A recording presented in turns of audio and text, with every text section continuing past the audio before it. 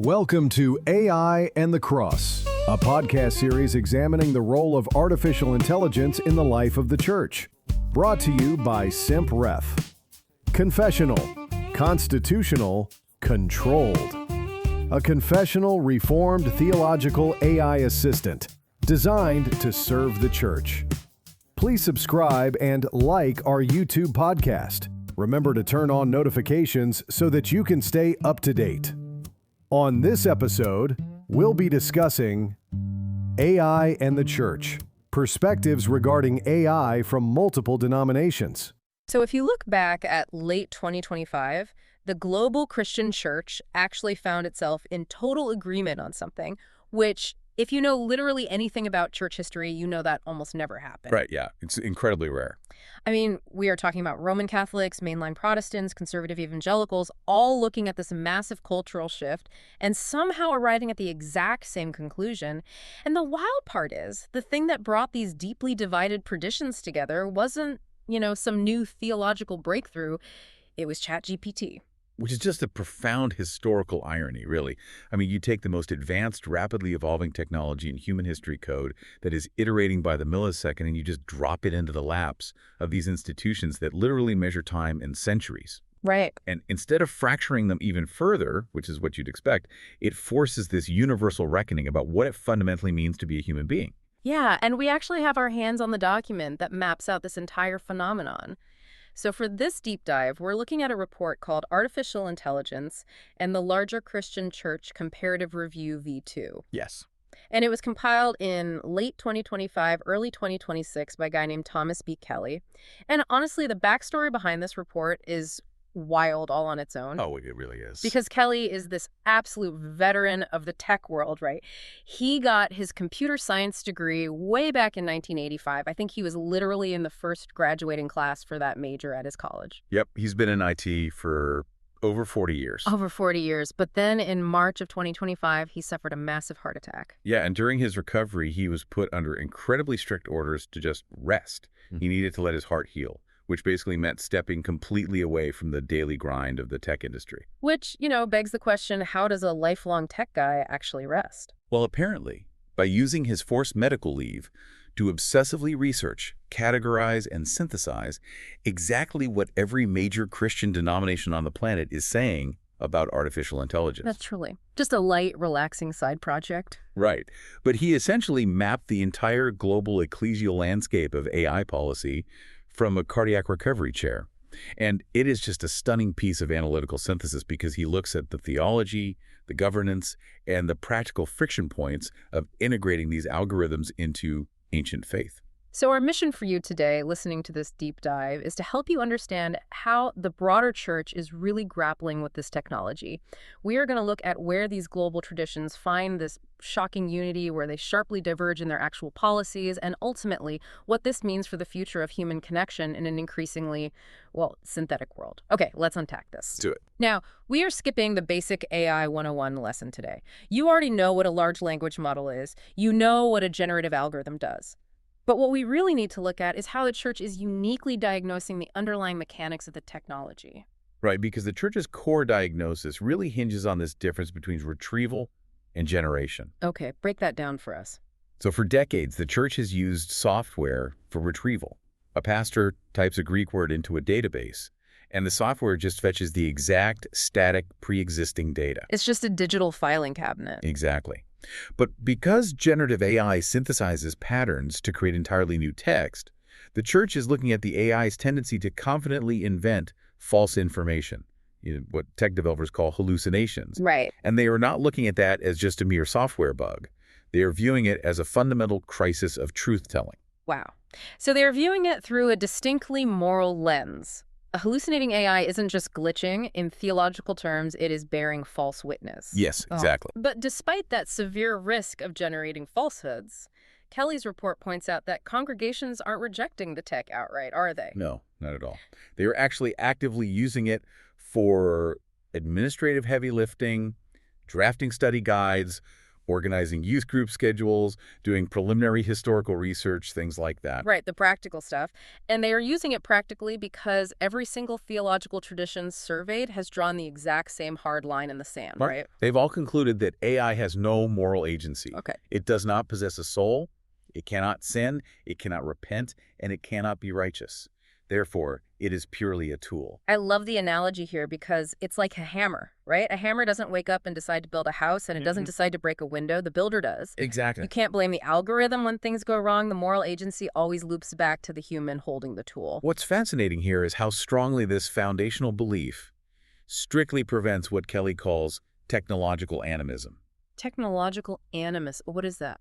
It's this subtle, pervasive danger of either idolizing the algorithm as an all-knowing oracle or fearing it as this demonic entity with a will of its own. Oh, wow. Yeah, giving it mystical properties. Right. By ruthlessly categorizing AI as an unfeeling tool, the church prevents the technology from being mystical. It places the burden of ethical responsibility squarely on the human creators, the corporate executives, and the end users. Which effectively strips away any illusion that an algorithm can hold spiritual authority. Really. I mean, an AI can scrape the entire internet and synthesize a perfectly structured, biblically flawless sermon manuscript in about 3 seconds. But because it lacks a soul, that manuscript carries absolutely zero pastoral authority. Right, because authority in the Christian framework is intrinsically tied to human vulnerability. You cannot separate the message from the lived experience of the messenger. Yeah. And because every tradition agrees that AI is just a tool devoid of a soul, we hit this grand convergence. They all root their ethical perspective on AI in the exact same ancient concept, the imago Dei, or the image of God. Yes. The imago Dei is the ultimate measuring stick here for all of them. The belief is that human beings are uniquely created to reflect the divine. Right. And because of that inherent unalterable dignity, AI must never be deployed in a way that reduces human beings to mere data points. So it can't be used to, like, exploit workers or automate away human compassion. Exactly. Or oppress minority groups. If a technology degrades the image of God in a person, it is ethically incompatible with the faith. Across the board. And this translates directly into a universal demand for transparency, doesn't it? Oh, absolutely. If a church uses a chatbot to answer questions on its website, or if a pastor uses ChatGPT to brainstorm an upcoming sermon series, the consensus is that it has to be disclosed. So no hiding it. No. And deceptive uses, especially things like deepfakes, are universally condemned as bearing false witness. Yeah, that makes sense. But the biggest area of agreement, reading through the report, centers on what they call incarnational ministry, this idea that ministry requires flesh and blood.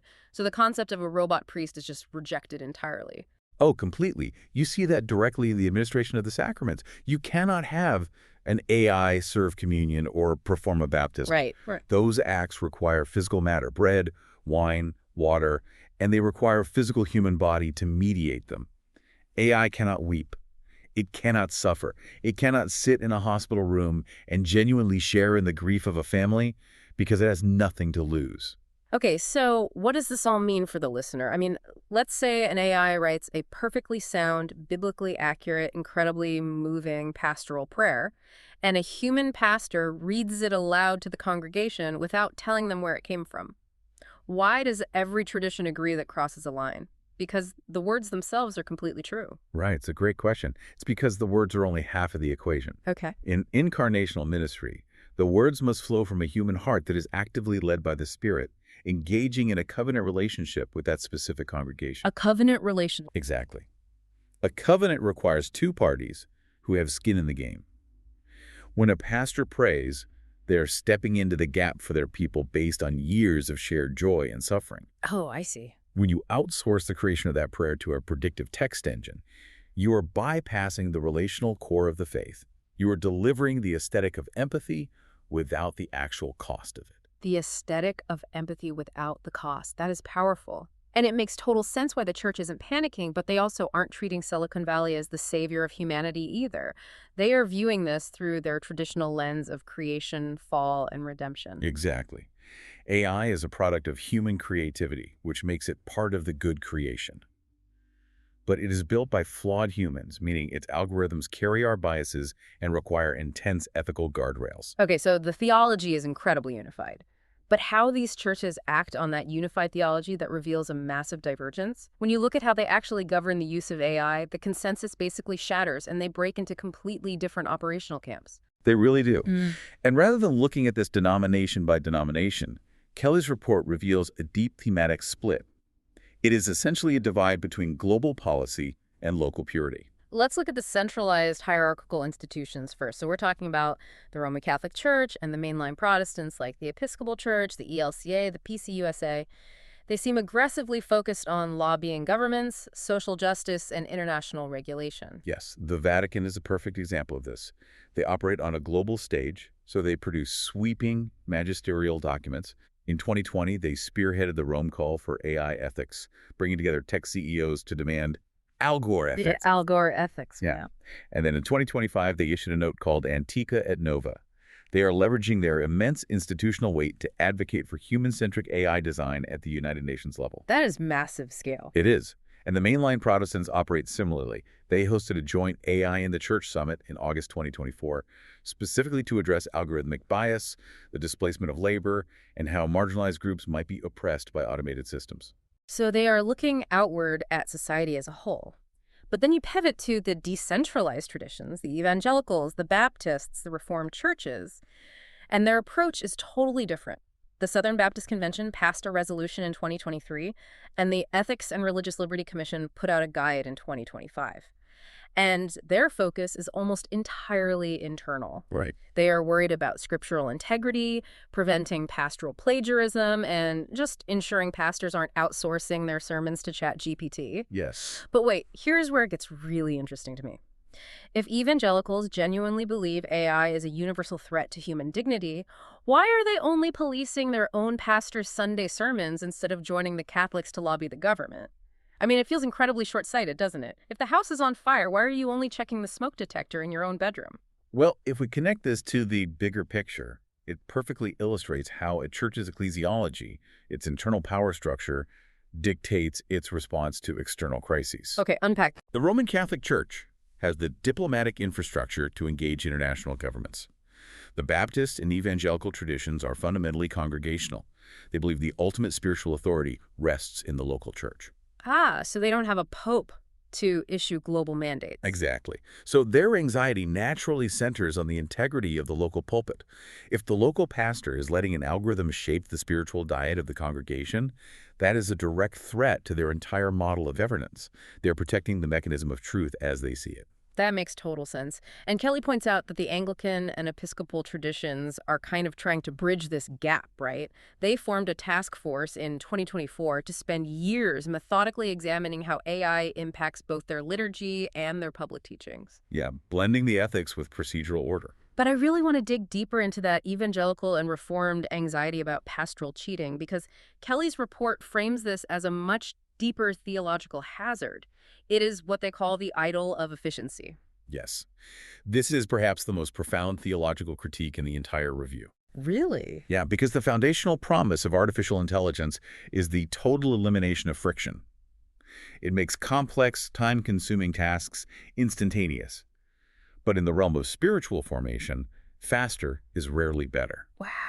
Friction is actually the point. Friction is the point. I think about the example Kelly gives in the report, a seminary student wrestling with a dense theological text, or a pastor laboring in prayer over a difficult sermon passage. If you feed that passage into an LLM, you can get a perfectly structured, insightful outline in 5 seconds. Right. But by bypassing the struggle, you short-circuit the entire process of sanctification. It's like going to the gym and having a robot lift the weights for you. Sure, the weight gets lifted, but your muscles don't grow at all. If we automate our spiritual wrestling, are we just becoming spiritually out of shape? That's exactly the concern. The struggle forces dependence on the divine. When you labor over a text, you are forced to confront your own limitations, your own biases, and your need for wisdom. Yep. AI removes the need for dependence. It just hands you the answer. Right. The consensus among these theologians is that technology should absolutely be used to serve love and increase administrative efficiency. Like if an AI can format the weekly church bulletin and balance the budget so the pastor has 10 extra hours to visit dying congregants in the hospital. Then that is a massive triumph of technology. Yes, but it must never replace the slow, highly inefficient work of personal care and theological meditation. You just cannot automate human growth. No, you can't. Which brings us to the very messy reality on the ground. Because we have talked about all these brilliant theological boundaries, the Vatican documents, the SBC resolutions, but the technology is iterating faster than a denomination can schedule a committee meeting to draft a response. Oh, much faster. Kelly explicitly notes that the church is lagging far behind actual practice. Yeah. The real-world integration of AI isn't waiting for a theological green light, it is bubbling up from below. You've got youth pastors using generative AI to create games for Wednesday night group, church tech directors using it to mix audio, and everyday congregants fact-checking the pastor's sermon in real time from the pews. Which is wild to think about. And honestly, think about your own workplace or community for a second right now. Are the rules being made proactively, or are leaders just scrambling to catch up to the facts on the ground as people experiment with these tools? This raises an important question for any legacy institution right now. In an age of exponential technological change, do you prioritize agility? Putting out quick and formal guidance that might lack theological depth but addresses the immediate reality? Or do you hold out for comprehensive, formal declarations that take years to write and might be entirely obsolete by the time the ink dries? It's a huge dilemma, but the surprising answer from Kelly's research is that, remarkably, existing theology is proving sufficient. The church hasn't needed to invent any new doctrines to deal with AI. Right. Old categories like providence, the doctrine of sin, and human nature, they work perfectly to map the boundaries of this new frontier. And in a deeply unexpected twist, AI is actually acting as an ecumenical bridge. It really is. The threat to human dignity is so universally understood that it is uniting incredibly diverse traditions.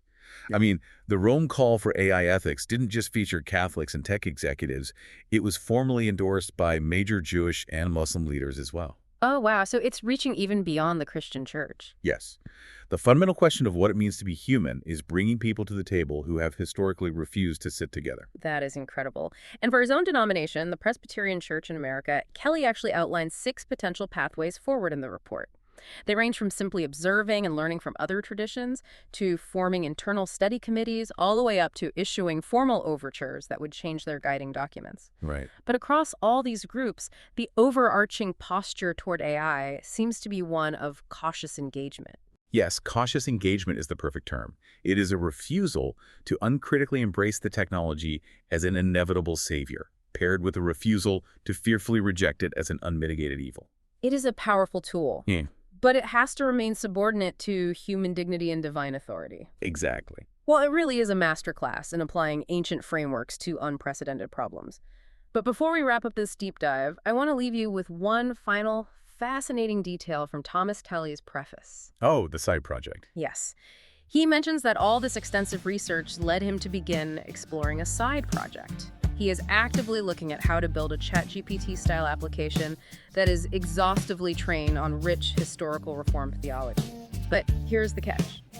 He wants to program it with the explicit, hard-coded wisdom not to act like a pastor. Which is just wild to think about. He is attempting to build a technological tool with an artificial conscience, an AI intentionally designed to hit a wall and refuse to cross the boundary into human-only relational territory. It is such a brilliant concept, but it leaves you with this lingering thought to mull over. If we start building AI tools with hard-coded guardrails so they intentionally refuse to cross into those sacred human-only spaces, who gets to decide exactly where that boundary line is drawn in your daily life? Right. And what happens when the AI is smart enough to fake the human connection anyway? It's ancient faith colliding with cutting-edge code, and it's a frontier we are all navigating now.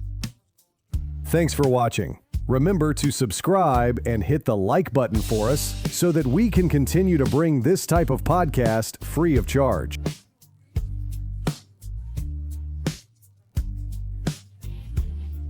Look for these titles in the AI and the Cross series.